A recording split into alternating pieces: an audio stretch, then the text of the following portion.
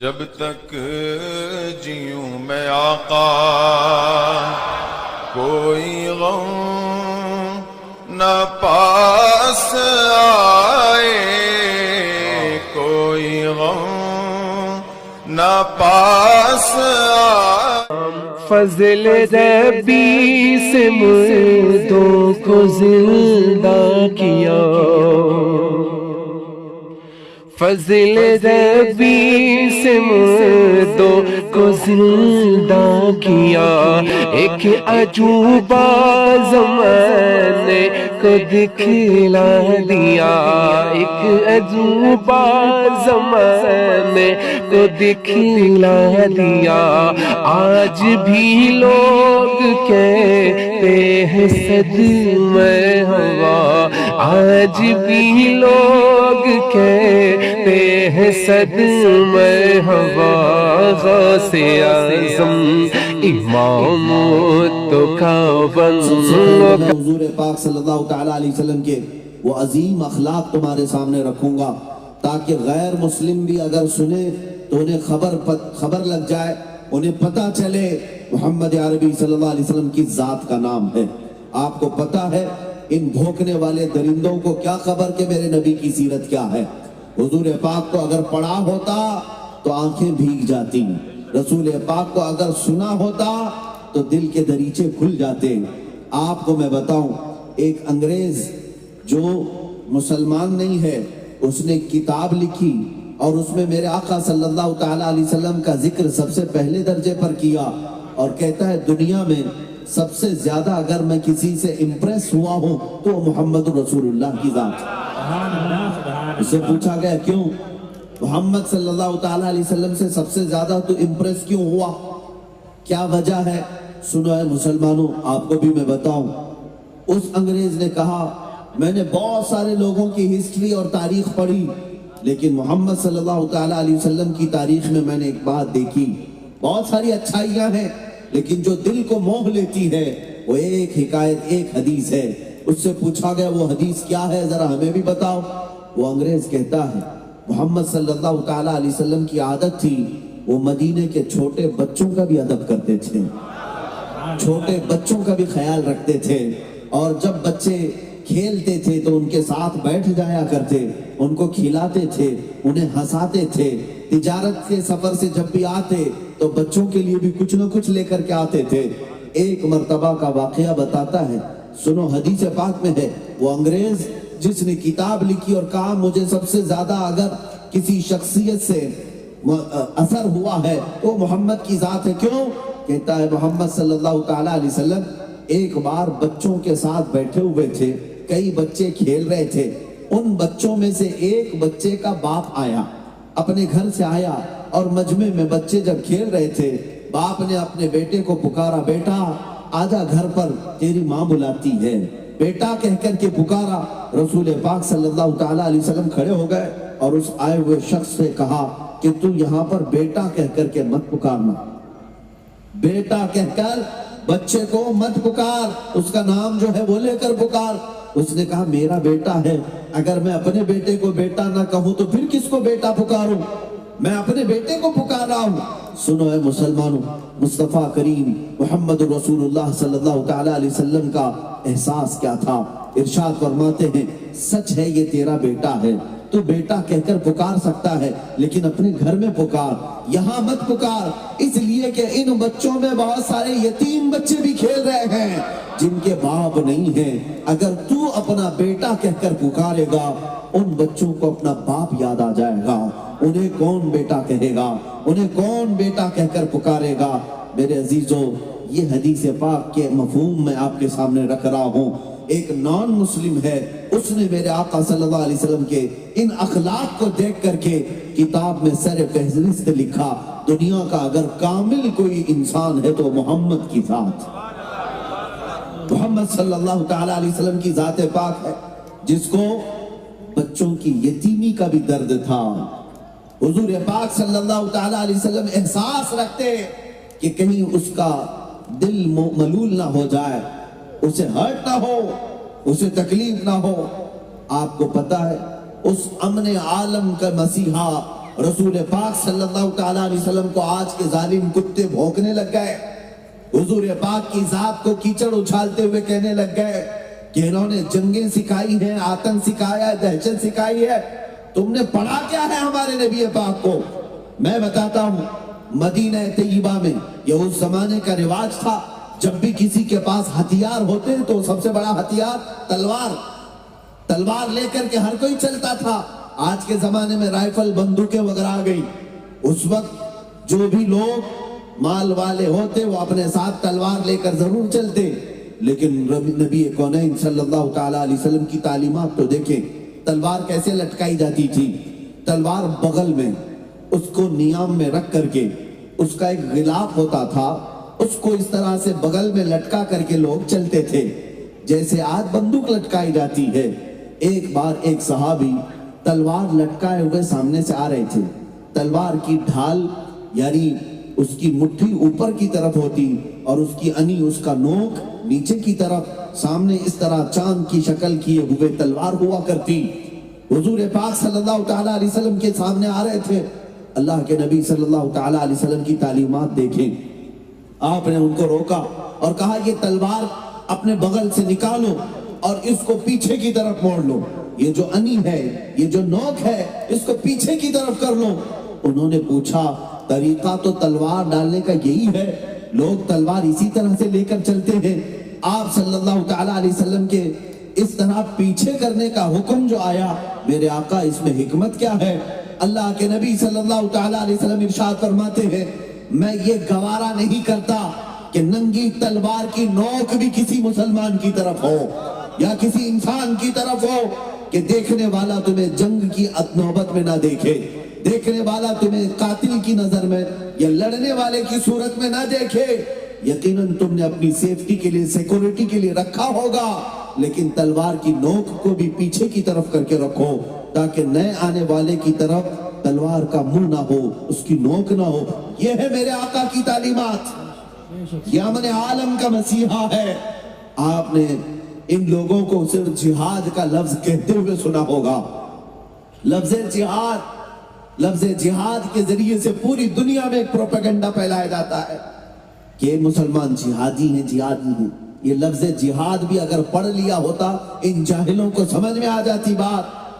تاریخ مصطفیٰ تو پڑھو کم سے کم، نبی پاک صلی اللہ تعالیٰ علیہ وسلم کی زندگی پاک میں آپ کو پتا ہے تقریباً میرے آقا صلی اللہ تعالیٰ علیہ وسلم 17 جنگوں میں شرکت فرمائے، 17 غزوات، اور بعض روایات میں 27 ہیں، کل ملا کر 10 سال کے اندر 27 جنگیں ہوئی، جس میں چھوٹی بڑی جو بھی جنگیں ہوئی ہیں، نبی پاک صلی اللہ تعالیٰ علیہ وسلم جس میں خود بنفس نبی شریک رہے۔ اور آپ کو میں بتاؤں، حیرت ہوگی آپ کو، یہ پورے 10 سال کے اندر جو 27 جنگیں جہاد ہوئے، اس میں مرے کتنے لوگ تھے، کتنے لوگ قتل ہوئے؟ ٹوٹل اگر ملایا جائے تو 260 لوگ صرف 10 سال کے اندر مرے تھے، قتل ہوئے جنگوں کے اندر۔ اور ایک تاریخ میں ان کی بتاتا ہوں جو پوری دنیا کو سیکولر اور ڈیموکریسی اور امن کے نام پر تباہی مچاتے ہیں۔ آپ کو پتا ہے ورلڈ وار فرسٹ جو پہلی عالمی جنگ ہوئی تھی، اس کے اندر تقریباً 1 کروڑ لوگ مارے گئے تھے، 1 کروڑ سے زیادہ لوگ مارے گئے۔ اور دوسری جنگ عظیم جو ہوئی، سیکنڈ ورلڈ وار، اس کے اندر 3 کروڑ سے زیادہ لوگ مارے گئے، اتنے ہی زخمی ہوئے، اتنے ہی بے گھر ہوئے، کتنے ملک تباہ ہوئے، کتنے بستیاں اجڑ گئیں۔ اور آج یہ اسلام کے جہاد کی طرف منہ اٹھائے بیٹھے ہیں، جن میں 10 سال کے اندر 250 سے زیادہ لوگوں کی جانیں کبھی نہیں گئی۔ باوجود اس کے میرے آقا صلی اللہ تعالیٰ علیہ وسلم کی تعلیمات بھی یہ ہوتی۔ میرے آقا فرماتے جب بھی کوئی جماعت جہاد کے لیے نکل رہی ہوتی، مجاہدین کو سب سے پہلے میرے آقا یہ تعلیم کرتے، اے مجاہدین، جب تم کسی علاقے میں جانا تو یاد رکھنا کس سے لڑنا ہے، کس سے نہیں لڑنا ہے۔ یہ جہاد کی تعلیمات میں آج آپ کو بتاؤں، میرے آقا صلی اللہ تعالیٰ علیہ وسلم یہ نصیحت کر کے بھیجتے، کبھی بچوں کی طرف تلوار نہ اٹھانا، کبھی کسی عورت کی طرف تلوار نہ اٹھانا، کبھی کسی بوڑھے کی طرف تلوار نہ اٹھانا، کبھی حمل والی عورت کو نہ پکڑنا۔ جس جنگ میں بھی جاؤ، دشمنوں کی فوج میں بھی جاؤ، بچوں کے ساتھ، بوڑھوں کے ساتھ، عورتوں کے ساتھ، حاملہ عورتوں کے ساتھ رحم کا معاملہ کرنا۔ اتنا ہی نہیں، میرے آقا صلی اللہ تعالی علیہ وسلم جب جہاد میں صحابہ کو بھیجتے یہ بھی تلقین فرماتے، جس علاقے میں جاؤ گے وہاں کسی بھی مذہب کی عبادت گاہ کو توڑ پھوڑ نہیں کرو، چاہے وہ کسی کی بھی عبادت گاہ ہو، اس عبادت گاہ کو تم توڑو گے نہیں، برباد نہیں کرو گے۔ اتنا ہی نہیں، یہ بھی میرے آقا صلی اللہ تعالی علیہ وسلم تعلیم فرماتے، جس علاقے میں تم جاؤ گے اس علاقے کے درخت کے پتوں کو بھی نہیں اکھاڑو گے، وہاں کے درختوں کو نہیں اکھاڑو گے اور پتوں کو نہیں توڑو گے۔ اتنی تعلیمات دینے کے بعد میرے آقا صلی اللہ تعالی علیہ وسلم جہاد کے لیے بھیجتے اور ارشاد فرماتے، جو تمہارے خلاف اٹھائے بس اس کے خلاف تم بھی اٹھاؤ۔ یہ ہے جہاد کا مفہوم، یہ ہے جہاد کا مفہوم۔ میاں اگر کوئی آتنکوادی بم باندھ کر کے کہیں اڑا دیتا ہے تو وہ جہاد نہیں ہے، وہ سوسائیڈ اٹیک ہو سکتا ہے، اسلام سے اس کا کوئی تعلق نہیں ہوتا۔ عزیزان گرامی وقار، نبی پاک صلی اللہ تعالی علیہ وسلم کے امن کی تعلیمات کو میں آج آپ کے سامنے کھل کر کے رکھتا ہوں۔ جس نبی پاک کے اخلاق اتنے اعلیٰ کہ قرآن خود کہے وَإِنَّكَ لَعَلَىٰ خُلُقٍ عَظِيمٍ، اے محبوب آپ کو سب سے اعلیٰ اخلاق پر اللہ نے پیدا کیا ہے، تیرے خلق کو رب نے جمیل کیا، تیرے خلق کو حق نے عظیم کہا، کوئی تجھ سے ہوا ہے نہ ہوگا شہا، تیرے خالق حسن و ادا کی قسم۔ حضور پاک صلی اللہ تعالی علیہ وسلم کے اخلاق کیا تھے؟ قرآن حضرت عائشہ سے پوچھا گیا، ماں آپ بتائیں رسول اللہ کے اخلاق کیسے تھے؟ حضرت عائشہ فرماتی، کان خلقہ القرآن، ان کے سارے اخلاق اگر جاننا ہے تو قرآن کو دیکھ لو، قرآن ہی ان کے اخلاق تھے۔ میرے آقا صلی اللہ تعالی علیہ وسلم کے اخلاق کریمانہ وہ پورا قرآن عظیم ہے۔ اتنے اعلیٰ اخلاق والے کو آج جن لوگوں نے کیچڑ اچھالا ہے ان کو پھر میں دعوت دیتا ہوں، آؤ دوبارہ اپنی سٹڈی کو عام کرو اور پھر سے مطالعہ کرو۔ یقیناً تمہارے دل کے دریچے اگر بند نہیں ہوئے ہیں تو میرے مصطفیٰ کی محبت ضرور جاگے گی۔ تمہیں پتا ہے تم نے اوروں کے ساتھ ملنے جلنے کا کیا معاملہ کیا ہے یہ مجھے پتا نہیں۔ اچھا آدمی بھی اپنے سٹیٹس کو برقرار رکھتے ہوئے دیکھتا ہے میں کس سے مصافحہ کرتا ہوں، میں کس سے ملتا ہوں، ہوتا ہے کہ نہیں ہوتا؟ جو تھوڑے سے منصب پر جائے وہ لوگوں کو دیکھ کر کے ملتا ہے، اس سے ملنا چاہیے کہ نہیں ملنا چاہیے، فلاں سے میرے سٹیٹس کے برابر ہے یا نہیں۔ لیکن آؤ تمہیں بتاؤں، مدینہ طیبہ کے رحمت عالم مصطفیٰ کریم صلی اللہ تعالی علیہ وسلم کا حال پاک تو یہ ہے۔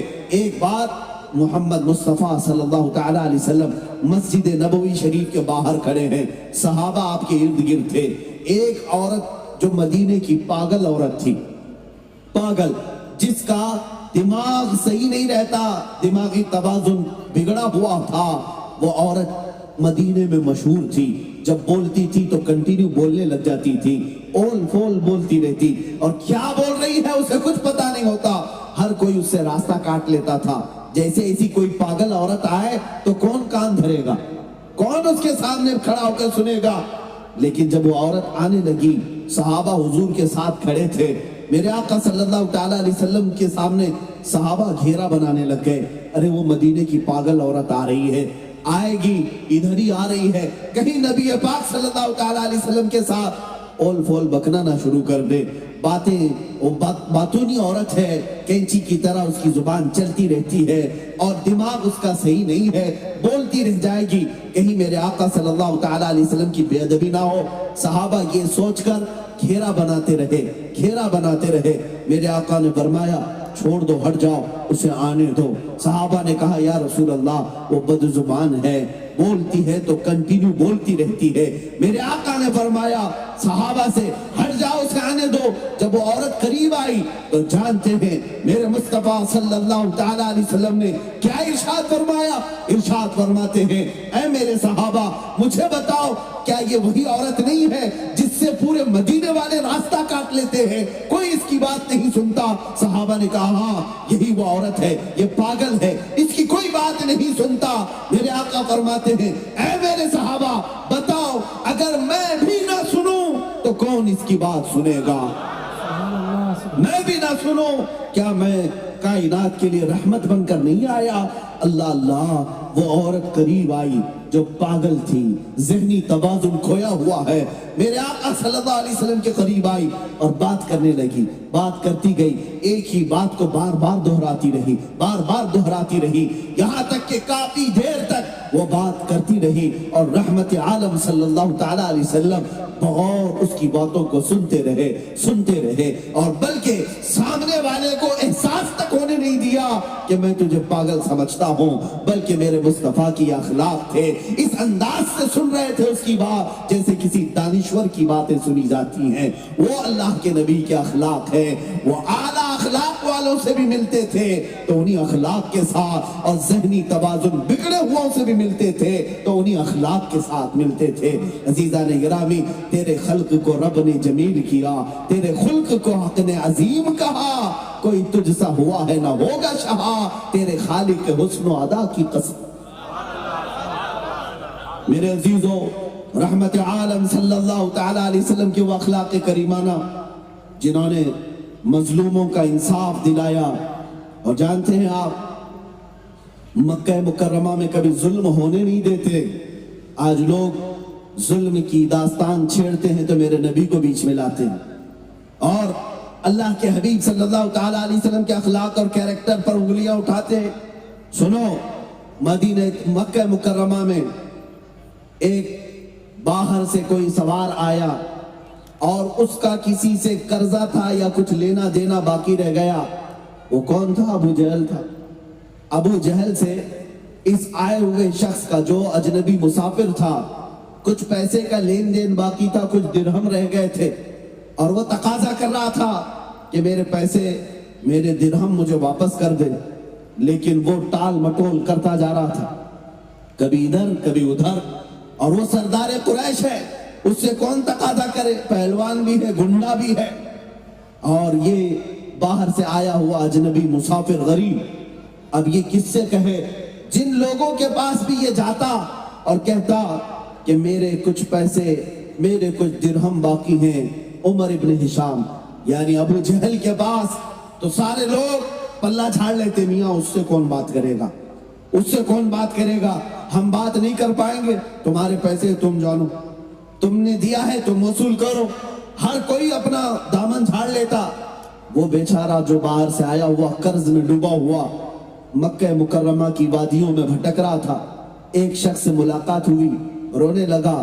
اس شخص نے کہا تیرے کچھ مال باقی رہ گیا ہے ابو جہل سے, تو چاہتا ہے کہ واپس آ جائے, تجھے مال کی واپسی کا یہ تقاضا ہے؟ اس نے کہا ہاں. اس نئے شخص نے کہا ایک ہی راستہ ہے, جا محمد صلی اللہ علیہ وسلم کے پاس, ان کے پاس جا اور ان سے کہہ. وہ شخص آیا, رسول پاک صلی اللہ تعالیٰ علیہ وسلم کے پاس آ کر رونے لگا, میرے اتنے درہم باقی رہ گئے ابو جہل کے پاس اور وہ دیتا نہیں, کئی دنوں سے ٹال مٹول کر رہا ہے, کبھی ادھر کبھی ادھر, اور اس کا رعب, اس کا دبدبہ قریش کے سردار ہونے کی وجہ سے اتنا ہے کہ کوئی میری سفارش کے لیے بھی تیار نہیں, کوئی میری حمایت کے لیے بھی تیار نہیں. ایسے عالم میں مصطفیٰ کریم صلی اللہ تعالیٰ علیہ وسلم ارشاد فرماتے میں محمد تیری حمایت کے لیے تیار ہوں, میں محمد. جانتے ہیں اسی وقت میرے آقا صلی اللہ تعالیٰ علیہ وسلم نے اپنے دولت قدے پر اس اجنبی مسافر کو بٹھایا اور ابو جہل کو بلوایا. کوئی شخص بلا لائے کہ ابو جہل کہاں ہے؟ وہ سردار قریش تھا. لیکن جب وہ آیا, ابھی حضور پاک صلی اللہ تعالیٰ علیہ وسلم بیٹھے تھے, میرے آقا صلی اللہ تعالیٰ علیہ وسلم نے ابو جہل کو دیکھتے ہی کہا کیا تیرے اتنے درہم اس شخص پر ہیں؟ کیا تو اس کا مقروض ہے؟ کیا تو نہیں دیتا ہے, ٹال مٹول کرتا ہے؟ وہ جلال ایسا تھا میرے مصطفیٰ کا, وہ زبان سے نکلے ہوئے کلمات ایسے تھے کہ ابو جہل کی کھکی بن گئی اور فوراً سے پیشتر کہا ہاں میرا باقی ہے، اور ابھی گیا اور ابھی لایا، اور گیا اور جا کر کے اس اجنبی کا جو بقایا تھا وہ سب ادا کر دیا، سب ادا کر دیا۔ جو پہلوان تھا قریش کا اس سے بھی مصطفیٰ کریم صلی اللہ تعالیٰ علیہ وسلم نے نکلوایا، اور وہ اجنبی جو آیا ہوا مسافر تھا اس نے دیکھا، اور اس کے بعد اس وقت بھی ہوتا تھا اس طرح کا معاملہ کہ کسی کے پیسے کسی پر نکلتے ہیں تو نکلوانے والے بھی کچھ کمیشن لے لیتے، جیسے آج بھی مانڈولی کرنے والے لوگ ہوتے ہیں کہ اس سے پیسے نکلواؤں گا، اتنا میں رکھ لوں گا، اتنا تجھے دے دوں گا۔ وہ آیا ہوا مسافر کہنے لگا اے محمد آپ نے مجھ پر بڑا احسان کیا، اس رقم میں آپ کا کتنا حصہ ہے؟ مصطفیٰ کریم صلی اللہ تعالیٰ علیہ وسلم نے ارشاد فرمایا نہیں نہیں، مجھے اللہ نے انصاف قائم کرنے کے لیے اپنا رسول بنا کر بھیجا ہے، کمیشن کے لیے نہیں کہ اس سے بھی پیسے لیتے جائیں۔ میرے آقا صلی اللہ تعالیٰ علیہ وسلم کے عظیم اخلاق کہ مظلوموں کو انصاف دلائیں، غریبوں کی ہمدردی کریں، چارہ سازی کریں، اور اس نبی پاک پر یہ تھوکتے ہیں گویا کہ ایسے ہی چمکتے ہوئے چودھویں کے چاند پر جو کتا تھوکتا ہے وہ اپنے منہ پر تھوکتا ہے، چاند تک کسی کا تھوک کبھی جاتا ہی نہیں۔ اسی طرح محمد عربی صلی اللہ تعالیٰ علیہ وسلم کے اخلاق کریمانہ پر جن لوگوں نے انگلیاں اٹھائی میں ان سے کہتا ہوں پھر سے پڑھو تاریخ، پھر سے پڑھو تاریخ۔ آپ کو پتا ہے مکہ مکرمہ میں ایک بوڑھی عورت ہے، وہ نقل مکانی کر رہی ہے، یعنی اپنا گھر شفٹ کر کے کہیں جا رہی ہے، اور اپنا گھر کا پورا ساز و سامان نکال کر راستے پر کھڑی ہے، انتظار کر رہی کوئی آئے سامان اٹھائے اور میرے نئے گھر تک پہنچائے۔ صبح سے دوپہر تک کھڑی رہی، کوئی مدد کرنے والا نہیں آیا۔ اچانک میرے آقا صلی اللہ تعالیٰ علیہ وسلم تشریف لائے۔ میرے آقا محمد صلی اللہ تعالیٰ علیہ وسلم کی عادت تھی کوئی بوڑھا دکھے، کوئی کمزور دکھے تو اس کا سامان خود اپنے کندھوں پر اٹھا کر چلتے تھے، اپنے کندھوں پر اٹھا کر چلتے۔ مدد کرنا آپ کا شیوا تھا۔ آپ آئے اس خاتون سے پوچھتے ہیں کسی کا انتظار کر رہے ہو، کہیں جانا ہے تمہیں؟ اس خاتون نے کہا ہاں بیٹا مجھے دوسرے گھر شفٹ ہونا ہے، میں یہ محلہ چھوڑ رہی ہوں، مکہ کی آبادی چھوڑ کر میں دور دراز ایک علاقے میں نئے مکان میں جا رہی ہوں، اور یہ ساز و سامان اٹھانے والا کوئی ہے نہیں، میں انتظار کر رہی ہوں۔ میرے آقا صلی اللہ تعالیٰ علیہ وسلم نے اس خاتون کا ساز و سامان اپنی پشت پر اٹھایا اور کہا میں چلتا ہوں ماں تمہارے ساتھ۔ اس خاتون کے ساتھ چلتے رہے، کافی دور آبادی کے وہ خاتون ایک نئے مکان کی طرف اشارہ کرتی ہے کہ یہ اب میرا مکان ہے۔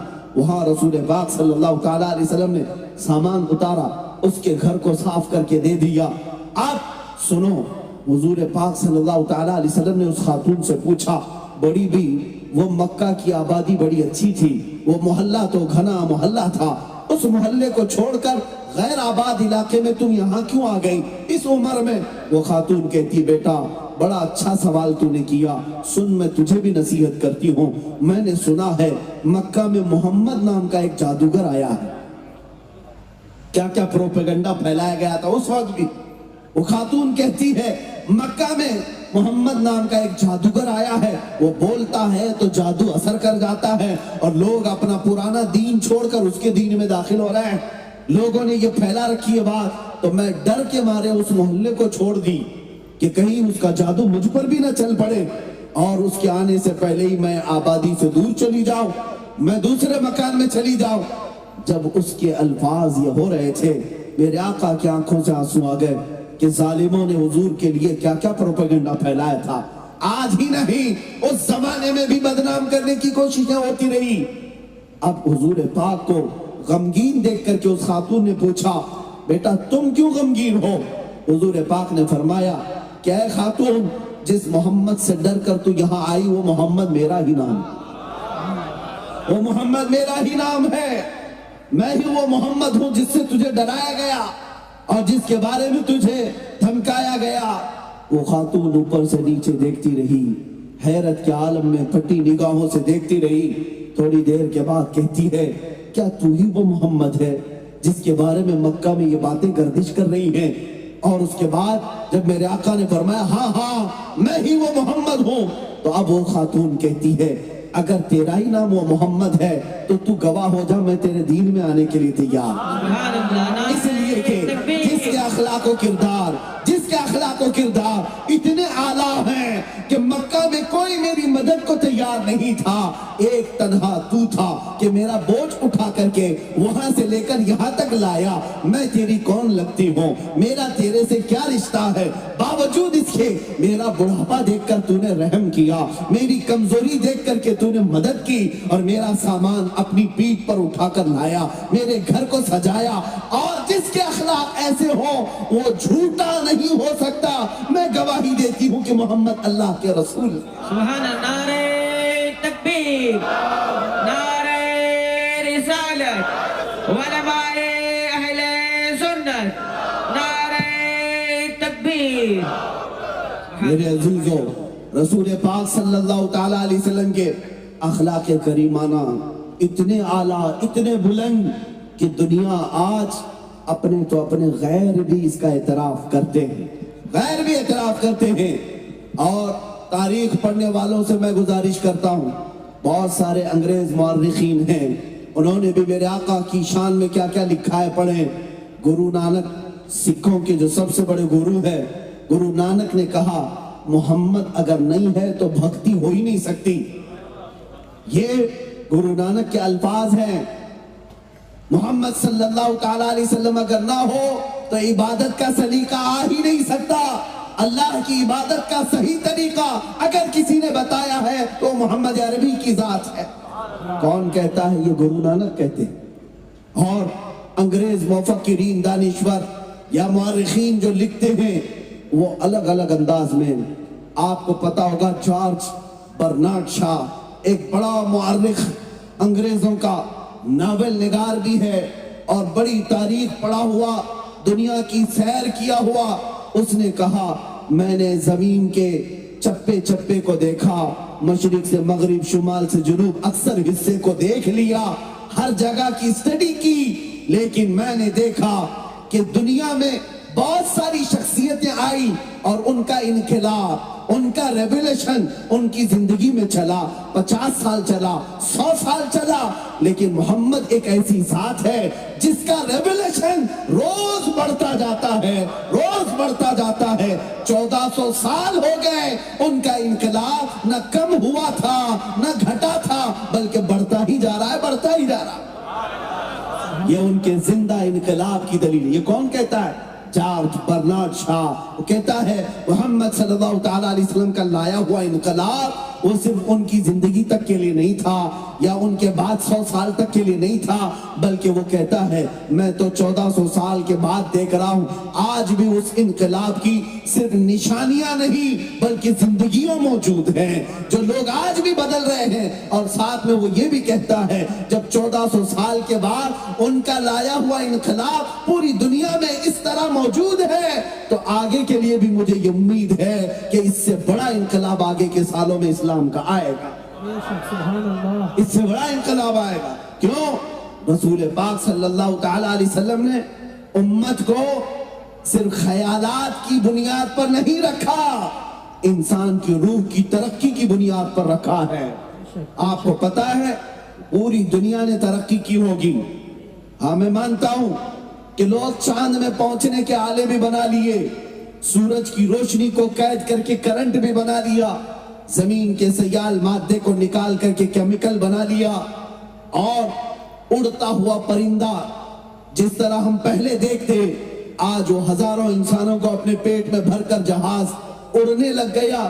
انسانوں نے ہی ترقی کی ہے، انہوں نے ایک جگہ سے دوسری جگہ رابطہ کرنے کے لیے موبائل بنائے، انٹرنیٹ کا ایجاد، موبائل فون کے بعد کمپیوٹر کا ایجاد، یہ ساری ایجادات اپنی جگہ پر دنیا بہت ترقی کر چکی ہے، دنیا بہت ترقی کر چکی ہے۔ پہلے ہم تنہا بولتے، آج اس مائک کے ذریعے سے لاکھوں کو سنایا جا سکتا ہے، پہلے ایک جگہ بیٹھ کر آمنے سامنے دیکھا جاتا، لیکن آج ویب کانفرنسنگ کے ذریعے سے دنیا کے کسی کونے سے کہیں پر بھی انسان دیکھ سکتا ہے۔ یہ ترقیاں اپنی جگہ پر، میں آپ کو بتاؤں انسان ترقی اتنی کر چکا کہ ہواؤں میں اڑنے لگ گیا، اور جو فاصلے تھے، جو لاکھوں میل یا ہزاروں میل ہوا کرتے، ان کو گھنٹوں میں اور منٹوں میں ادا کیا جانے لگا۔ ہر چیز سہولت کی آ گئی۔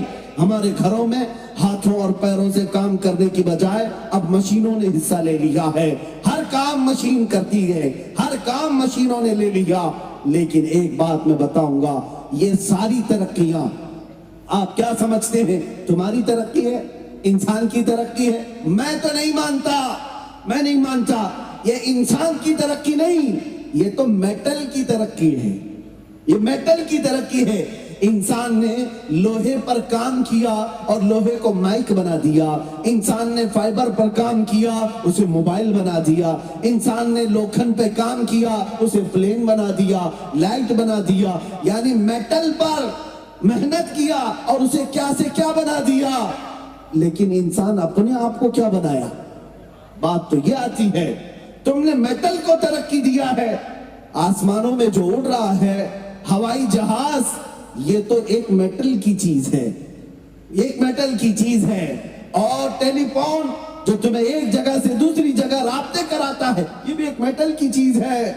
اب میں تمہیں بتاؤں، دنیا چاہے یورپ نے ترقی کی ہو، امریکہ نے کی ہو، یا رشیا یا چائنا نے کی ہو، سبوں نے ترقی میٹل پر کی ہے۔ اور میرے مصطفیٰ کی ذات نے انسانوں کو ترقی دیا ہے۔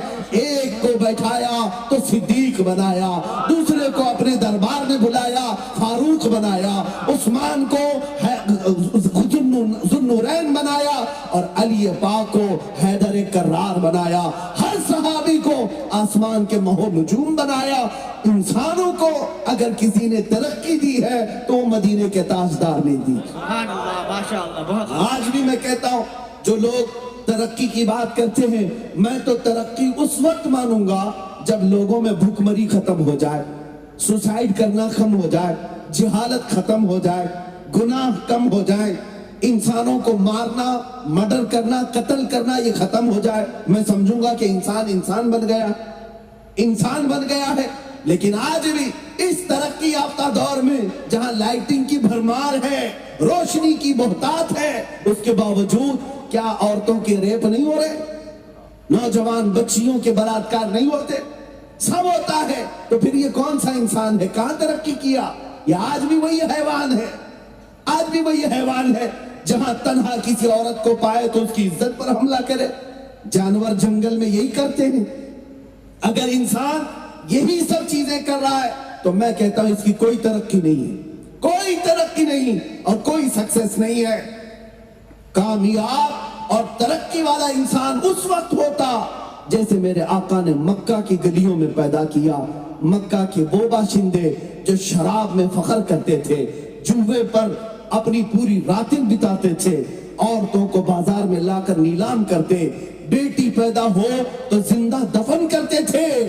لیکن میرے آقا کی تعلیمات تو دیکھو، جب وہ ان تمام اخلاق و کردار والے لوگوں کو میرے آقا نے اپنی تعلیمات سے روشناس کیا تو میرے عزیزوں وہی صحابہ پھر عورتوں کی عزت کے محافظ بن گئے، بیٹیوں کو پڑھا کر کے انہیں دین کا ایک بہترین قلعہ بنایا۔ اور جانتے ہیں صحابہ کو میرے آقا نے کیا بنایا؟ ایک عرب نے آدمی کا بول بالا کر دیا، خاک کے ذروں کو ہمدوش سریا کر دیا، خود نہ تھے جو راہ پر اوروں کے ہادی بن گئے۔ ارے کیا نظر تھی جس نے مردوں کو مسیحا کر دیا۔ سبحان اللہ، ماشاءاللہ، بہت خوب۔ یہ ہے انقلاب، یہ ہے ترقی۔ رسول اللہ صلی اللہ تعالی علیہ وسلم نے میٹل کی ترقی نہیں سکھائی، انسان کی ترقی سکھائی۔ آج بھی اگر اپنی روح کی، اپنی آتما کی، اپنی روح کی ترقی چاہتے ہو تو یہ ترقی کسی فیکٹری میں نہیں ملتی، کسی فیکٹری میں نہیں۔ فیکٹریاں موبائل بنا سکتی ہیں، گاڑیاں بنا سکتی ہیں، انسان کے روح کی ترقی گنبد خضرا کے چھاؤں میں ہوتی ہے۔ یہاں آنا پڑے گا تمہیں، اس نبی پاک کے پیچھے چلنا پڑے گا، پھر تمہاری روح اوج پر پہنچے گی، بلندی پر جائے گی۔ عزیزان گرامی، یہ چند باتیں تھی نبی پاک کے اخلاق و کردار پر۔ بہت ساری چیزیں ہیں، آپ کو ایک اور بات بتا دوں، جن لوگوں نے میرے آقا کے چہرے پاک کو اس طرح پیش کرنے کی کوشش کی جیسے آج یہ گیدڑ اور پاکھنڈی اپنے گوفے میں بیٹھ کر کوئی کتاب لکھ کر یا 4 لوگ بیٹھ کر ویڈیو بنا کر وائرل کرتے ہو، وہ چاہے وسیم رافضی ہو یا اس کی ناجائز اولاد یا اس کا ناجائز باپ، جو بھی ہو، میرے آقا پر حملہ کرنے کے لیے تم 4 لوگ بیٹھ کر کے ویڈیو وائرل کرتے ہو۔ دم خم ہے تو آؤ مسلمانوں کے مجمع میں، یہاں میں یقین کے ساتھ کہتا ہوں یہ جو مجمع آیا ہے یہ سیلفی اور ویڈیو بنانے کے لیے نہیں آیا۔ جس کے سینے پر بھی ہاتھ رکھو گے اس کے سینے میں دھڑکن نبی نبی اور مصطفیٰ مصطفیٰ کہیں۔ یہاں جو مجمع آیا ہے وہ دکھاوے کے لیے نہیں آیا، بلکہ میں جانتا ہوں یا رسول اللہ زندہ باد، اللہ اکبر۔ عزیزان گرامی، یہاں پر بھی آنے کے بعد تمہارے چہروں کی بشاشت، تمہارے چہروں کی رونق یہ بتاتی ہے کہ سینے میں عشق مصطفیٰ جگمگا رہا۔ آج ان ظالموں کو جواب دینے کی ضرورت ہے۔ تم بھونکتے ہو نبی پاک کی عزت پر، تمہیں ابھی خبر نہیں اس نبی پاک کی عزت تو بہت اعلیٰ، بہت اعلیٰ۔ میں سمجھتا ہوں حضور کے قدم مبارک کے ایک ناخن کی عزت پر کروڑوں مسلمان اپنی جان دینے کو تیار۔ الحمدللہ ہم یہ جذبہ رکھتے ہیں نبی پاک صلی اللہ تعالیٰ علیہ وسلم کے لیے، جو جان مانگو تو جان دے دیں، جو مال مانگو تو مال دے دیں، مگر یہ ہم سے کبھی نہ ہوگا نبی کا جاہ و جلال دے دیں۔ ہم سے یہ بات نہیں ہو سکے گی۔ جو بات میں عرض کر رہا تھا، حضور پاک کے اخلاق و کردار پر حملہ کرتے ہوئے ان ظالموں نے جو ایک پروپیگنڈا پھیلایا، سنو اے مسلمانوں، آپ کو میں بتاؤں، اس نبی پاک کے اخلاق کو زیادہ سے زیادہ اگر تم عام کر سکتے ہو تو اپنے اخلاق سے عام کرو، اپنے اخلاق سے عام کرو۔ دنیا کو بھونکنے دو، کیونکہ ہمارا عقیدہ یہ ہے، رہے گا یوں ہی ان کا چرچا رہے گا، رہے گا یوں ہی ان کا چرچا رہے گا، پڑے خاک ہو جائیں جل جانے والے۔ اور یا رسول اللہ تو گھٹائے سے کسی کے نہ گھٹا ہے نہ گھٹے گا، جب بڑھائے تجھے اللہ تعالیٰ تیرا، مٹ گئے مٹتے ہیں مٹ جائیں گے آدھا تیرے، نہ مٹا ہے نہ مٹے گا کبھی چرچا تیرا۔ نعرہ تکبیر، نعرہ رسالت، نعرہ رسالت، جشن غوث اعظم کانفرنس، حضرت علامہ مولانا سلمان اظہری صاحب قبلہ، نعرہ تکبیر، نعرہ رسالت۔ بایزید بستامی کا نام سنا ہوگا۔ بایزید بستامی ایک بڑے پائے کے بزرگ ہیں، اور ان کی ایک دعا یہ تھی، اے اللہ مجھے اس وقت تک موت نہ دینا جب تک کہ میں اپنے نبی کی ہر اس سنت پر عمل نہ کر لوں جن سنتوں کو میں جانتا ہوں، ہر سنت پر میں عمل کر لوں۔ خواہش تو دیکھیں، ہونا تو یہی چاہیے۔ لوگ دعائیں کرتے ہوں گے اس وقت تک موت نہ دے جب تک شادی نہ ہو جائے، بچے نہ ہو جائیں، پراپرٹی نہ بن جائے، بیٹوں کی شادی نہ کر لوں۔ میرے عزیزو یہ دعائیں نہیں، دعا یہ کرو کہ مولا اس وقت تک موت نہ دینا جب تک تو راضی نہ ہو جائے، جب تک تو راضی نہ ہو اس وقت تک موت نہ دے۔ بایزید بستامی کی دعا تھی۔ اب سنیے، اخیر وقت تھا آپ کی زندگی کا، بڑھاپا بھی تھا، کمزوری آ گئی، موت کے آثار نظر آ رہے تھے، آپ رونے لگ گئے۔ لوگوں نے پوچھا کہ حضور روتے کیوں؟ کہا میں نے اللہ سے دعا کی تھی کہ اے اللہ مجھے ہر اس سنت رسول پر عمل کی توفیق دے دے جن سنتوں کو میں جانتا ہوں، لیکن میرے اندازے کے مطابق، میرے علم کے مطابق میں نے ساری سنتوں پر عمل کر لیا، ایک سنت مصطفیٰ ہے جو مجھ سے چھوٹ رہی ہے، اس پر عمل کرنے کا موقع نہیں ملا۔ مریدین نے پوچھا کہ وہ کون سی سنت ہے؟ سنو مسلمانوں، یہی مجھے بتانا ہے حضور میرے آقا کے اخلاق کیا ہے۔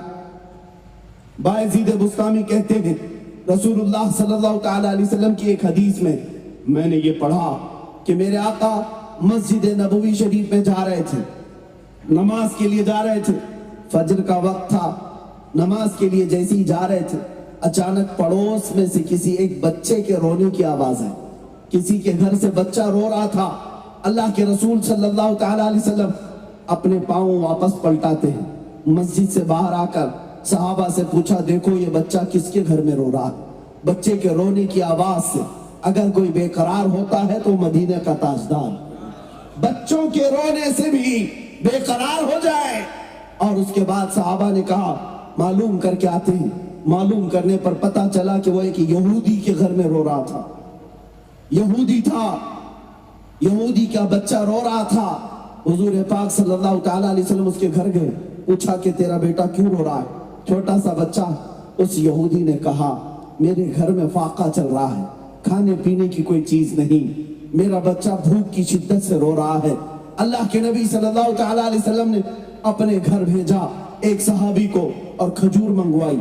जब वो खजूर आई, रसूलुल्लाह सल्लल्लाहु अलैहि वसल्लम ने अपने मुंह से खजूर को चबाया, नरम किया और उस बच्चे के मुंह में रखा।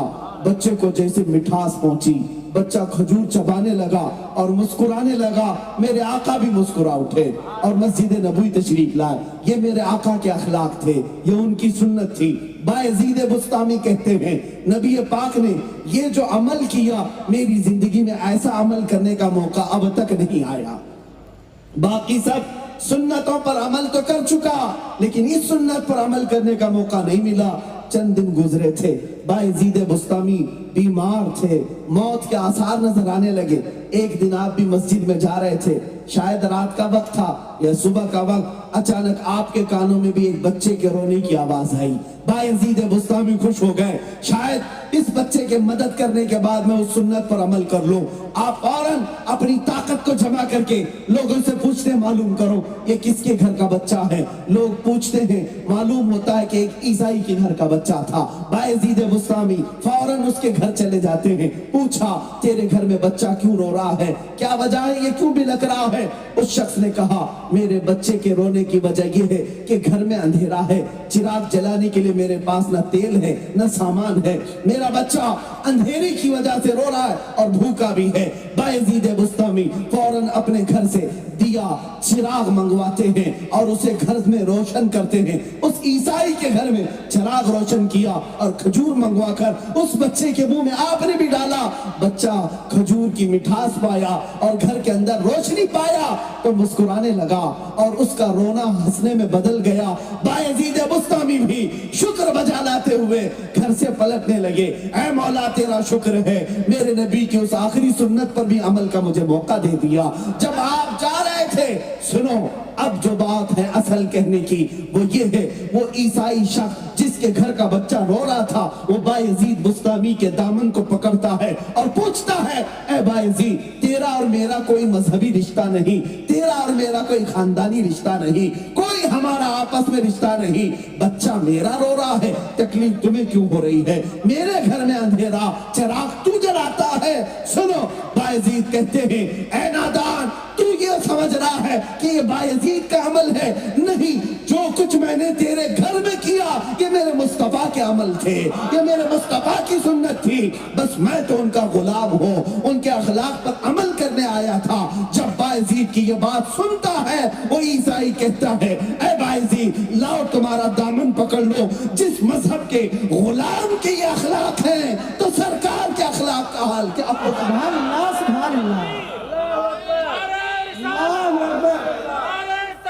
या रसूल अल्लाह, रसूल अल्लाह,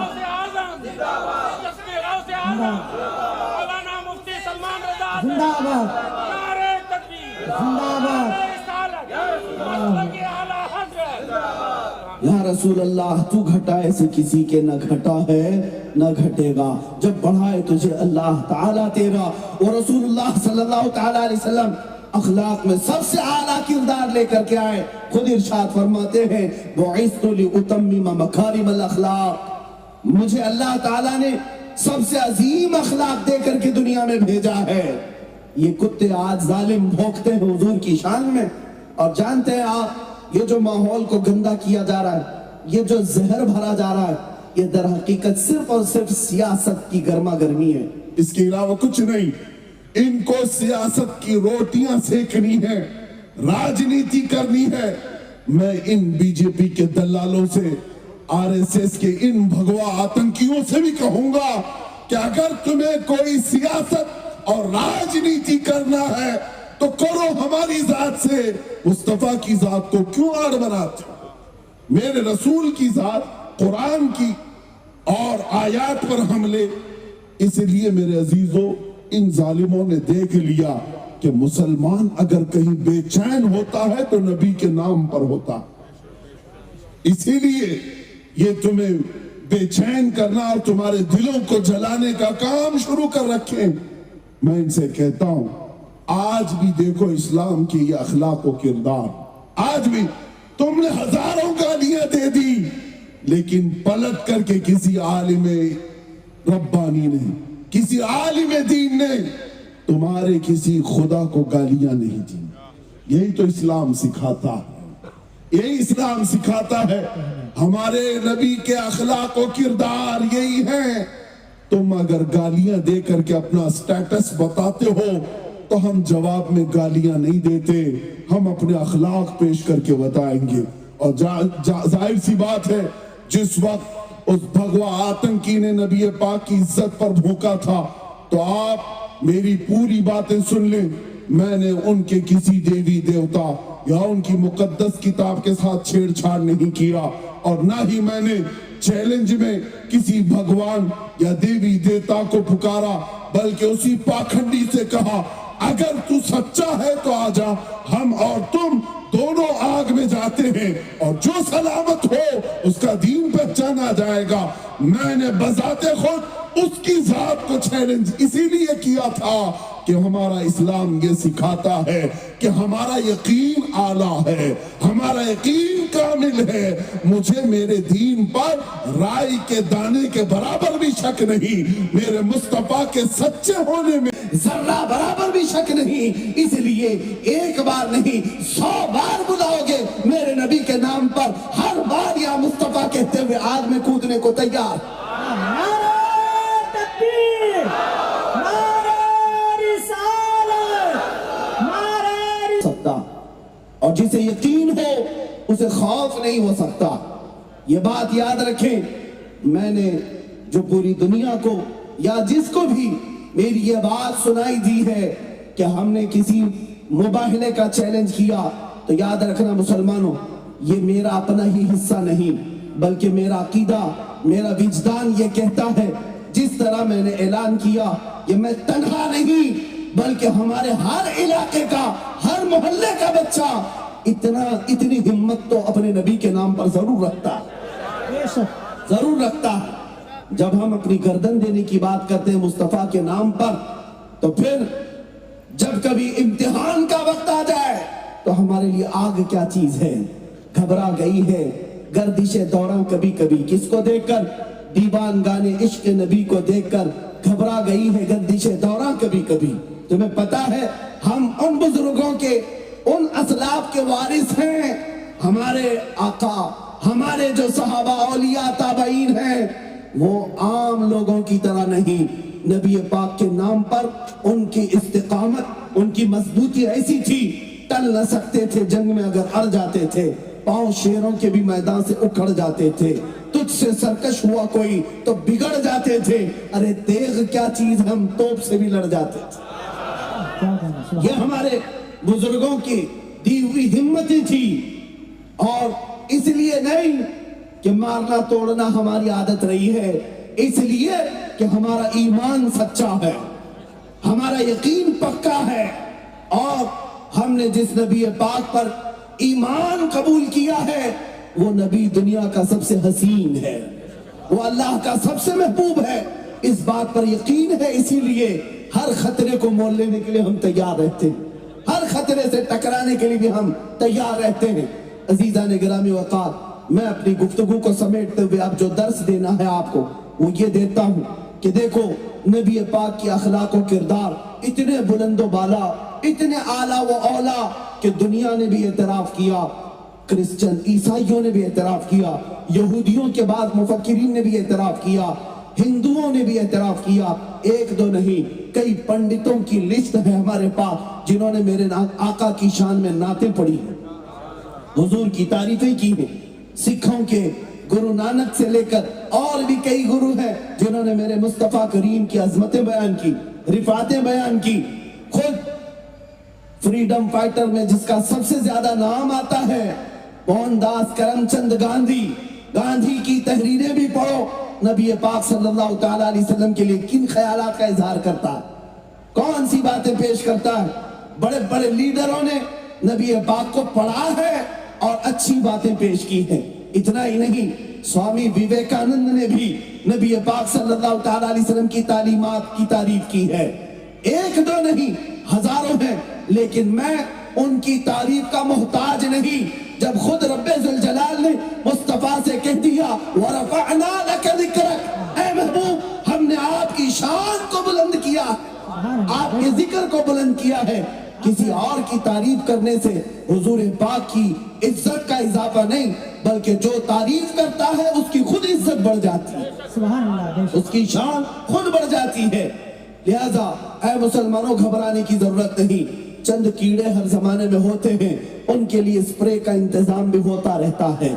जब कभी कोई दज्जाल भौंकेगा, मौला तबारक व तआला मुझ जैसे किसी कुत्ते को जरूर पैदा करेगा और कोई ना कोई आएगा और इनको जवाब देता रहेगा।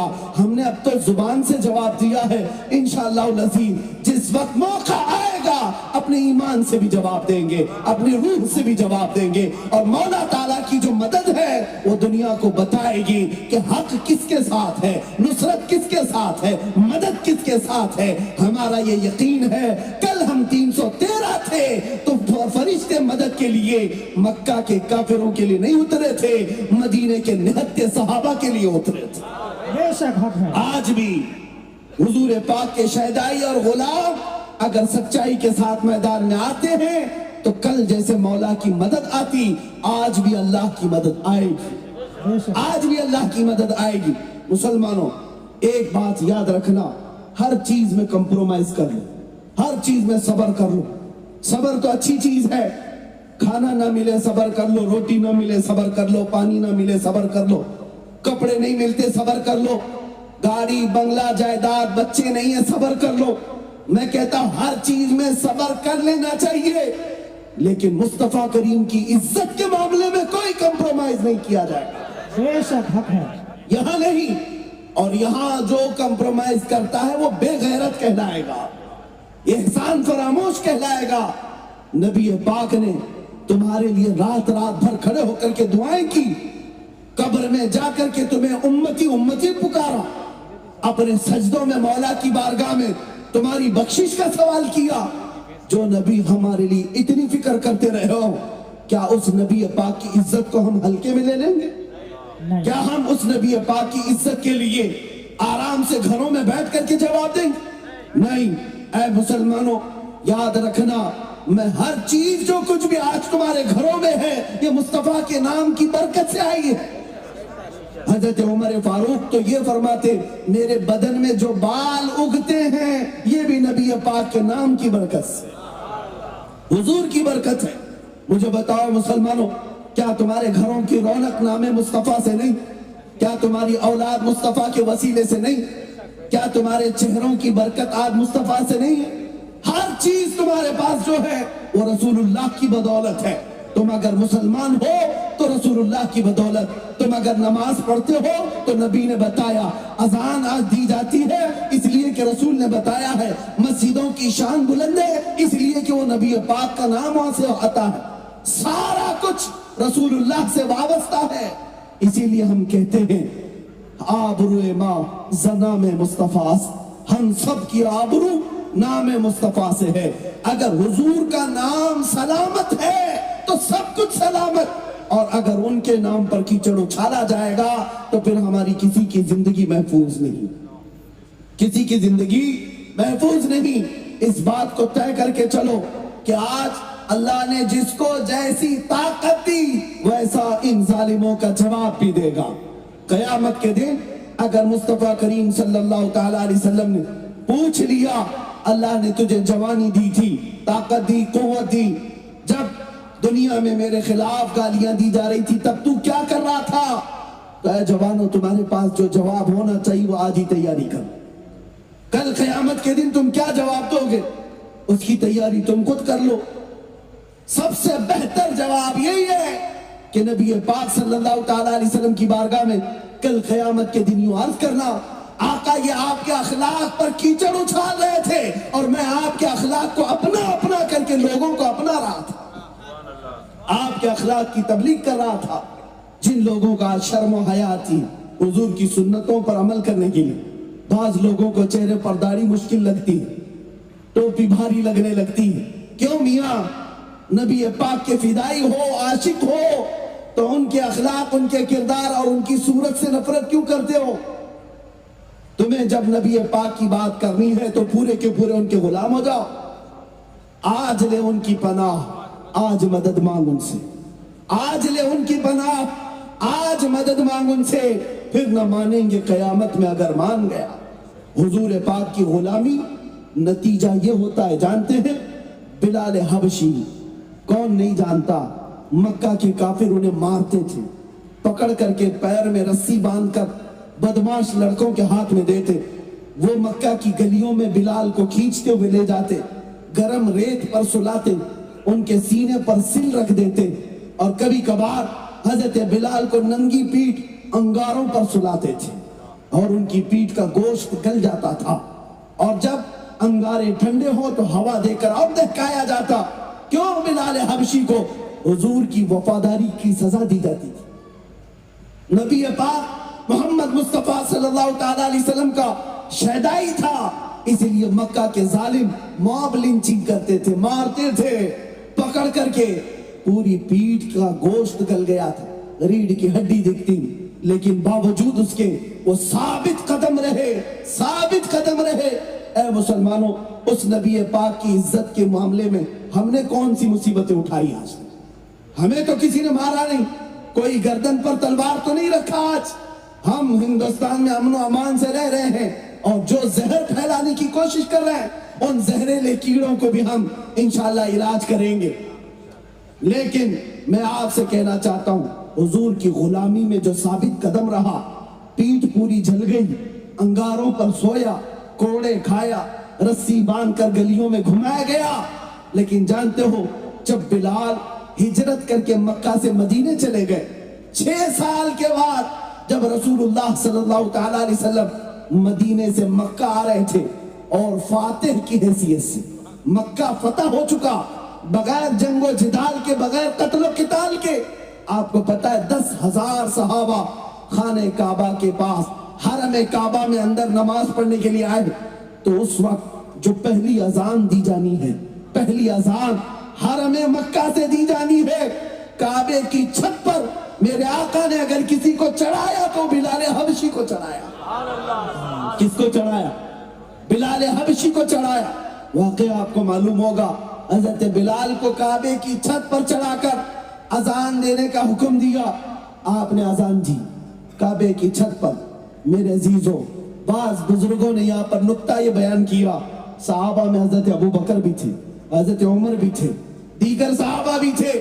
آج پہلی اذان مکہ سے ہو رہی ہے تو ان میں سے بڑے بڑے صحابہ میں سے کسی کو اوپر چڑھاتے، لیکن رسول اللہ نے بلال حبشی کو چڑھایا، بلال حبشی کو چڑھایا۔ کیوں؟ اس لیے کہ دنیا کو یہ میسج دینا تھا، جو نبی کی محبت میں زخم کھائے گا خانہ کعبہ کی چھت پر بھی اسے چڑھایا جائے، سبحان اللہ سبحان اللہ، اسے خانہ کعبہ کی چھت پر بھی چڑھایا جائے گا۔ یہ نبی کے غلاموں کا مقام ہے۔ اسی لیے اقبال نے کہا تھا کہ محمد سے وفا تو نے تو یہ جہاں چیز ہے کیا، کی محمد سے وفا تو نے تو ہم تیرے ہیں، یہ جہاں چیز ہے کیا، لوح و قلم تیرے۔ سبحان اللہ یا سبحان رسول اللہ، عزیزان گرامی وقار، میں آپ سے ایک بات کہتا ہوں، میری یہ عزت کیوں ہے؟ میں وشاکھاپٹنم پہلی مرتبہ آپ کے اس مسلم آباد میں آ رہا ہوں، لیکن محبتیں ایسی لگتی ہیں صدیوں پرانی ہیں، رشتے ایسے لگتے ہیں کہ صدیوں پرانے ہیں، ہر کوئی ملنا چاہتا ہے، ہر کوئی ہم سے مسافر۔ یہ جو عزتوں سے آپ نے نوازا، کس لیے؟ کیا کسی نیتا کا بیٹا ہونے کی وجہ سے؟ کیا کسی بڑے خاندان کا ہے اس لیے؟ یا پیسے والا ہے اس لیے؟ نہیں، ہر ایک یہاں بیٹھا ہوا یہی کہے گا، صرف اس لیے عزت دی جاتی ہے کہ نبی کا غلام، مصطفیٰ کریم کا غلام ہے، بات کرتا ہے تو رسول اللہ کی عزت کی بات کرتا ہے، اس لیے لوگوں نے پلکوں پہ بٹھایا، کندھوں پہ اٹھایا، پھولوں سے سجایا، منبر پر بٹھایا۔ اس سے یہ بات پتہ چلتی ہے جب تک بکے نہ تھے تو کوئی پوچھتا نہ تھا، جب تک بکے نہ تھے تو کوئی پوچھتا نہ تھا۔ یا رسول اللہ تم نے خرید کر ہمیں انمول کر دیا۔ سبحان اللہ، نعرہ تکبیر، نعرہ رسالت، جشن غوث اعظم کانفرنس، مسلک اعلیٰ حضرت، فیضان اعلیٰ حضرت، نعرہ تکبیر، نعرہ رسالت۔ کیا کہنا میرے عزیزو، اسی لیے میں کہتا ہوں بکو تو بازار مصطفیٰ میں بکو۔ ہاں اس کی جے بھی جے کرتے ہوئے، جھنڈے اٹھائے ہوئے نہ گھومو۔ مسلمانوں تمہاری زندگی ان پارٹیوں کے پیچھے جے جے کرنے کے لیے نہیں ہے۔ ہمارے بزرگوں نے تو ہمیں یوں سکھایا، کسی کی جے بھی جے کیوں پکارے، کیا غرض ہم کو، کسی کی جے بھی جے کیوں پکارے، کیا غرض ہم کو، ہمیں کافی ہے سید اپنا نعرہ یا رسول اللہ، سبحان اللہ، ہمیں کافی ہے سید اپنا نعرہ یا رسول اللہ، بس ہمارے لیے یہ کافی ہے۔ تم نبی پاک صلی اللہ تعالیٰ علیہ وسلم کے غلام ہو، پوری غلامی میں آ جاؤ۔ حضور کی عزت کی بات ہے، پوری کے پوری عزت میں آ جاؤ، تمہیں بھی اللہ تعالیٰ عزتوں سے نوازے گا۔ جو کھویا ہوا وقار ہے واپس مل جائے گا۔ شرط یہ ہے کہ ان سے وفاداری کرو، شرط یہ ہے کہ نبی پاک کے وفادار بنو، جیو تو ان کے نام پر جیو، مرو تو ان کے نام پہ مرو۔ بے شک۔ ہاں ڈر اور خوف نکالیں۔ اب آخر میں گفتگو کے خاتمے میں ظاہر سی بات ہے مجھے حکم دیا گیا تھا یہ جشن غوث الورا ہے، لیکن ایک بات میں آپ کو بتا دوں، میرے جلسوں کا معمول یہ ہے، آپ چاہے جلسہ کسی بھی نام سے رکھیں، میں تو بات کروں گا رسول اللہ کی بات کروں گا، کیا بات ہے، کیونکہ ہمارا معمول یہ ہے دنیا کی ساری چیزیں اسی ذات سے وابستہ ہیں۔ اگر شیخ عبد القادر جیلانی غوث ہیں تو رسول اللہ کی برکت سے ہیں، کیا کہنا، بے شک، اگر معین الدین اجمیری غریب نواز ہیں تو وہ رسول اللہ کی برکت سے، بے شک، اگر امام احمد رضا مجدد دین و ملت ہیں تو وہ رسول اللہ کی برکت سے۔ بے شک، ہاں ظاہر سی بات، کوئی بھی جلسہ ہو وہ رسول اللہ کی وجہ سے۔ اور اسی لیے اقبال نے کہا تھا، ہو نہ یہ پھول تو بلبل کا ترنم بھی نہ ہو، چمن دہر میں کلیوں کا تبسم بھی نہ ہو نہ یہ ساقی تو میں بھی نہ ہو، خم بھی نہ ہو، بزم توحید دنیا میں نہ ہو، تم بھی نہ ہو، خیمہ افلاک کا استادہ اسی نام سے ہے، نبض ہستی تپش آمادہ اسی نام سے ہے، دشت میں دامن کوثر میں میدان میں ہے، بحر میں موج کی آغوش میں طوفان میں ہے، چین کے شہر مراکش کے بیابان میں ہے، اور پوشیدہ ہر مسلمان کے ایمان میں ہے۔ سبحان اللہ، سبحان اللہ، ہاں وہ نبی پاک کی ذات ہے، وہ جو نہ تھے تو کچھ نہ تھا، وہ جو نہ ہو تو کچھ نہ ہو، جان ہے وہ جہان کی اور جان ہے تو جہان۔ سبحان اللہ، بے شک، ہماری ساری زندگیاں، سارے اولیاء اس نبی پاک کے دربار کے وزیر ہیں۔ ہم بادشاہ کا ذکر پہلے کرتے ہیں، ہم بادشاہ کا ذکر پہلے کرتے ہیں، لیکن ساتھ میں یہ جشن غوث الورا ہے، ہماری نسبت بارگاہ غوث سے بڑی گہری ہے۔ الحمدللہ ہندوستانی مسلمانوں میں سب سے زیادہ عقیدت سرکار غوث پاک سے پائی جاتی ہے، اولیاء کاملین سب سے زیادہ، اور کیوں نہ ہو، ہونا بھی چاہیے، اس لیے کہ ہم قادری غلام ہیں اور فخر سے یہ کہتے ہیں، یا سرکار غوث پاک کے دربار میں تجھ سے در سے سگ اور سگ سے ہے مجھ کو نسبت، میری گردن میں بھی ہے دور کا ڈورا تیرا، یا غوث اعظم اس نشانی کے جو سگ ہیں نہیں مارے جاتے، حشر تک میرے گلے میں رہے پٹا تیرا۔ بے شک، سبحان اللہ، واہ کیا مرتبہ غوث ہے بالا تیرا، اونچے اونچوں کے سروں سے ہے قدم آلا تیرا، سر بھلا کیا کوئی جانے کے ہے کیسا تیرا، اولیاء ملتے ہیں آنکھیں وہ ہے تلوا تیرا۔ سبحان اللہ، اب سنیے، حضور کی عزت ہی کی بات پر غوث پاک کی ایک بات سنا کر چلا جاؤ۔ جب آج کے زمانے میں حضور کی عزت پر حملے ہوتے ہیں تو ہم تقریروں سے جواب دے دیتے ہیں، تحریروں سے جواب دے دیتے ہیں، کوئی ہاتھ سے کوئی زبان سے جواب دے گا، لیکن اولیاء کی شان یہ ہے جب نبی پاک کی ذات پر کوئی سوال کرتا تو وہ زبان سے ہاتھ سے نہیں اپنی کرامت سے جواب دے دیتے، ہاں کرامت سے جواب دیتے۔ ایک عیسائی مبلغ یہ کہتا ہوا پھر رہا تھا لوگوں میں کہ ہمارے نبی عیسیٰ علیہ السلام افضل ہیں، اس سے لوگوں نے پوچھا کیوں؟ وہ کہتا ہے اس لیے کہ ہمارے نبی عیسیٰ مردوں کو زندہ کرتے تھے، اور یہ بات قرآن میں آئی ہے، عیسیٰ علیہ السلام مردوں کو زندہ کرتے تھے، لیکن پورے قرآن میں محمد صلی اللہ علیہ وسلم مردوں کو زندہ کرتے تھے ایسی کئی بات نہیں آئی، پورے قرآن میں ایسا لکھا ہوا نہیں ہے۔ وہ سب کو گمراہ کرتے ہوئے پھر رہا تھا عیسائی۔ جب حضرت غوث پاک سیدنا شیخ عبد القادر جیلانی رضی اللہ تعالیٰ عنہ تک یہ بات پہنچی، آپ نے اس کو بلوایا، اس عیسائی مبلغ کو، کہا کیا ہے تیرا مدعا؟ اس نے کہا میرے نبی عیسیٰ افضل ہے محمد سے، اس لیے کہ میرے نبی عیسیٰ مردوں کو زندہ کرتے تھے۔ غوث پاک نے کہا اچھا تیرے نبی مردوں کو زندہ کرتے تھے اس لیے افضل ہے، چل عبد القادر قبرستان میں چلتا ہے، تو جس قبر پر ہاتھ رکھے گا میں زندہ کر کے دکھاؤں گا، سبحان اللہ، میں زندہ کر کے دکھاؤں گا۔ اور وہ ساتھ میں چلا، قبرستان آئے، اور شیخ عبد القادر جیلانی جب کہتے ہیں بتا کسی قبر کو، اس عیسائی مبلغ نے ایک پرانی قبر پر ہاتھ رکھا، آپ نے کہا میں یہ بھی بتا دیتا ہوں یہ قبر 200 سال پرانی ہے، اور اس میں جو سویا ہوا ہے وہ گویا تھا، گانا گا کر کے کمائی کرتا تھا، میں اسے زندہ کرتا ہوں۔ اور ایک ٹھوکر لگائی، قم باذنی، میرے حکم سے اٹھ جا، قبر پھٹ گئی اور مردہ زندہ کھڑا ہو گیا، اور لوگوں نے دیکھا، اور اس کے بعد پھر سیدنا غوث پاک نے اسے واپس قبر میں بھیجا۔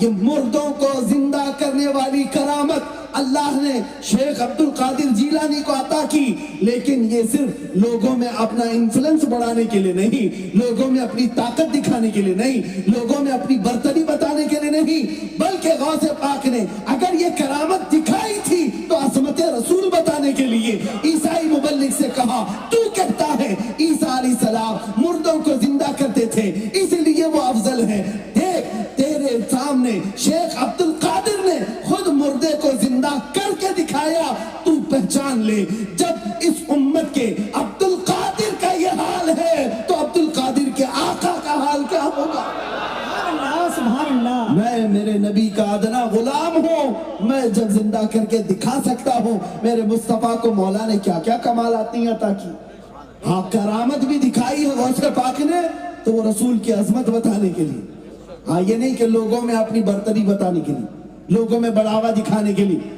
ایک بار آپ اپنی خانقاہ میں بیٹھے ہوئے تھے، ایک صاحب آئے اور کہا کہ حضور میرے گھر کل دوپہر میں دعوت ہے، آپ نے قبول کر لی۔ پھر تھوڑی دیر کے بعد ایک آیا، اس نے کہا حضور کل دوپہر میں میرے گھر دعوت ہے، آپ نے اس کی بھی قبول کی۔ تیسرا ایک آیا، اس نے کہا حضور کل دوپہر میں میرے گھر دعوت ہے، اس کی بھی قبول کر لی، منع نہیں کیا۔ یہ کے بعد دیگرے 70 لوگ آئے، ایک ہی ٹائم کی دعوت اور سب کی دعوت قبول کر لی۔ دوسرا دن آیا، دوپہر ہوئی، شام ہوئی، شام میں خانقاہ کے پاس جو مریدین غوث پاک کی دعوت کیے تھے وہ سب ایک کے بعد دیگرے جمع ہونے لگے، سب آئے اور فخر سے کہنے لگے، ایک کہتا ہے آج میری قسمت کے کیا کہنے ہیں، آج میرے گھر غوث پاک دعوت میں تشریف لائے تھے۔ دوسرا کہتا ہے جھوٹ بول رہے ہو، آج تو میرے گھر میں غوث پاک تھے۔ تیسرا کہتا ہے تم دونوں جھوٹ بول رہے ہو، میرے گھر میں آج دوپہر کا کھانا انہوں نے تناول کیا۔ باتیں بڑھتی گئی، ہر کوئی دعویٰ کر رہا ہے میرے گھر میں تھے، ہر کوئی دعویٰ کر رہا ہے میرے گھر میں تھے، لیکن ان سب کی باتوں کو سن کر جو خانقاہ میں بیٹھے ہوئے لوگ تھے وہ کہنے لگے تم سب کیا بات کر رہے ہو، غوث پاک دوپہر میں یہی خانقاہ میں موجود تھے، کسی کے گھر گئے نہیں تھے، ہم سامنے دیکھ رہے تھے۔ اب تو اور بڑا مسئلہ پیچیدہ ہوا، ہر کوئی اپنے گھر کی دعوت کے قصے سنا رہا ہے اور مرید کہہ رہے ہیں وہ خانقاہ میں بیٹھے ہوئے تھے۔ سبوں نے کہا آخر اس میں سچا کون ہے، جھوٹا کون ہے، کیسے پتا چلے؟ سارے لوگ مل کر غوث پاک کے پاس آئے، غوث پاک سے کہا سب یہ کہتے ہیں میرے گھر میں آپ آئے، میرے گھر میں آپ آئے، اور خانقاہ والے کہتے ہیں آپ یہیں تھے۔ آپ نے آنکھیں بند کی اور اس کے بعد آنکھیں کھولی اور کہا اے لوگوں یہ جو کہہ رہے ہیں سب سچ کہہ رہے ہیں، ہر ایک کے گھر میں گیا اور کھانا بھی کھایا، اور خانقاہ کے جو مرید کہہ رہے ہیں وہ بھی سچ کہہ رہے ہیں، یہاں پر بھی میں بیٹھا رہا۔ لوگوں نے پوچھا ایسا کیسے ہو سکتا ہے؟ غوث پاک نے فرمایا اللہ رب العزت نے عبد القادر کو یہ قدرت عطا کی ہے کہ وہ بیک وقت 70 نہیں 70,000 گھروں میں جا سکتا ہے، اور پھر بتایا جب امت کے عبد القادر کی اتنی طاقت ہے کہ ایک وقت میں 70 گھروں میں جا سکتا ہے، امت کے آقا رسول کائنات کی قسمت اور ان کی طاقت کا حال کیا ہوگا؟ اے مسلمانوں پھر یہ अकीदा सच्चा है कि रसूल पाक बैक वक्त हर मोमिन के घर भी आते हैं और कब्र में भी आते हैं। सुभान अल्लाह, सुभान हाजिर और नाजिर का अकीदा यही से समझ में आया। जो लोग हुजूर के हाजिर और नाजिर होने का इनकार करते थे, गौसे पाक ने अपनी करामत से उन्हें बताया कि देखो तुम अपनी जिंदगी में देख लो, मैं जब 70 घरों में जा सकता हूं तो रसूलुल्लाह अपने हर उम्मती की कब्र में क्यों नहीं जा सकते। बैक वक्त लोगों को आज भी ये दिक्कत होती है। कुछ लोग कहते हैं रसूलुल्लाह कैसे, अरे तुम भी कहते हो यहाँ भी आए, वो भी कहते हैं यहाँ भी आए। मियाँ तुम अपने अकल के घोड़े दौड़ाते हो, तुमने तो नबी को अपने जैसा समझा ना, इसीलिए तो तुम्हें दिक्कत होती है।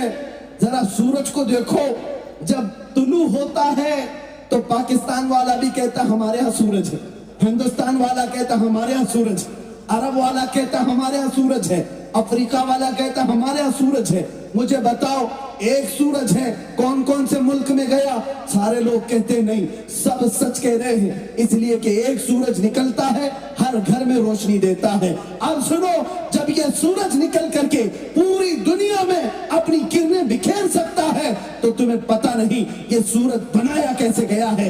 ये मेरे मुस्तफा के कदमों के नाखूनों की कतरन से सूरज और तारे बनाए गए, चांद और सूरज बनाए गए। और जब मुस्तफा के कदमों की कतरन से सूरज पूरी दुनिया को उजाला कर सकता है तो वो जाते रसूल हर कब्र को कैसे नहीं उजाला कर सकता। शेर है कि ज़बान से कहे तो रहे आशिके नबी हम हैं।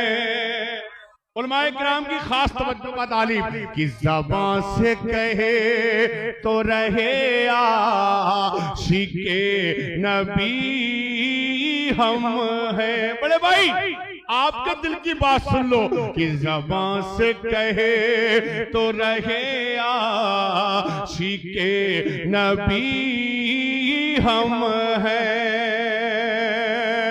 कि ज़बान से कहे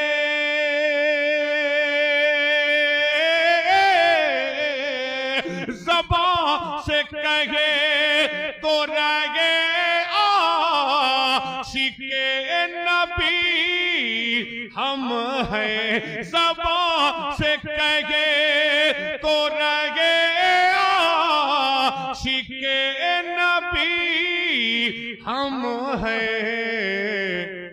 मगर बेलाल मगर ओवैस, मगर बेलाल मगर ओवैस, मगर बेलाल से पूछो कि आशिकी है क्या। मगर बेलाल से पूछो कि आशिकी है क्या। मगर ओवैस से पूछो कि आशिकी है क्या। अब इस कलाम का सबसे बड़ा शेर, अच्छा सबक है, वाह वाह वाह। नेपाल वालों अगर आपके सर से भी गुजर जाए ना, और जो शेर आपके समझ में ना आए ना, वो समझ लिया करिए कि बहुत बड़ा शेर है। वो जान लिया करिए बहुत बड़ा शेर है। अब इसकी गहराई तक मौलाना शकील साहब इंशाअल्लाह पहुंच जाएंगे। मेरे बड़े भाई भी है नकीब जलसा बड़े हजरत, इसकी गहराई तक आप भी पहुंच जाएंगे, मुझे यकीन है। और अगर ये लोग ना पहुंच सके तो इन्हें पहुंचा दीजिएगा। बहुत बड़ा शेर सुने कि मदीना शहर में आकर अल्लाह अल्लाह कि मुझसे मिलना तो। तलवाए किराम बैठे हैं, कसम खुदा की सुन ले कि मदीना शहर में आकर। अब आपसे नहीं कह रहा हूं, ये बात मैं किससे कह रहा हूं सुन लीजिएगा। आपसे नहीं कह रहा हूं कि आप मदीना शहर में आकर मुझसे मिलिएगा, ये बात मैं किससे कह रहा हूं सुने कि मदीना शहर में आकर कि मुझसे मिलना तो। मदीना शहर में आकर कि मुझसे मिलना तो। कि मदीना शहर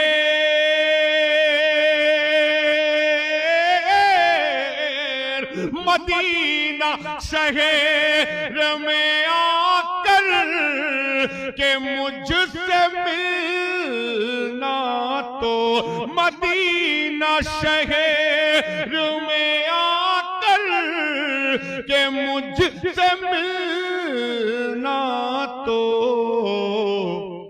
اے موت تجھے اے موت تجھے اے موت تجھے کو بتاؤں گا زندگی ہے کیا اے موت تجھے کو بتاؤں نعرہ تکبیر، نعرہ رسالت، مسلک اعلیٰ